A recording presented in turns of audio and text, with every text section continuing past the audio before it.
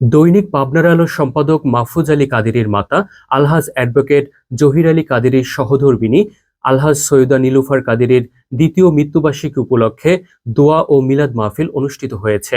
শুক্রবার বাদ আসর পাবনা শহরের নিজ বাসভবনে এ দোয়া মাহফিলের আয়োজন করা হয়।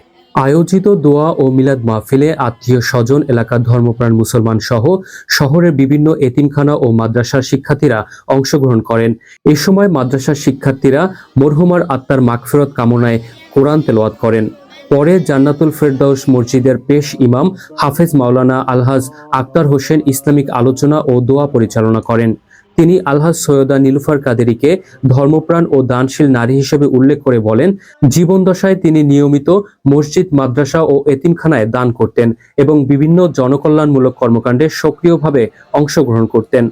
এ সময় মোনাজাত পরিচালনা করেন টেকনিক্যাল মসজিদের পেশ ইমাম হাফেজ আলহাজ মোহাম্মদ আলী। আলহাজ সৈয়দা নীলুফার কাদেরী 1957 সালের 15ই আগস্ট জন্মগ্রহণ করেন এবং 2023 সালের 11ই সেপ্টেম্বর ইন্তেকাল করেন। মৃত্যুর পর তাকে আরিফপুর কবরস্থানে দাফন করা হয়।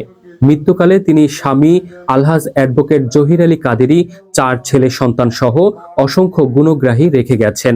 মৃত্যুবার্ষিকী উপলক্ষে শহরের বিভিন্ন এতিমখানা ও মাদ্রাসায়ও দোয়া মাহফিল ও মধ্যাহ্নভোজের আয়োজন করা হয়। এর মধ্যে গত 9 সেপ্টেম্বর বেগম রোকেয়া দারুল মাদ্রাসায়, 10 সেপ্টেম্বর মানব কল্যাণ ট্রাস্টে এবং 11 সেপ্টেম্বর নূরপুর মাদ্রাসায় দোয়া মাহফিলের আয়োজন করা হয়। কথা বলতে পারলাম না।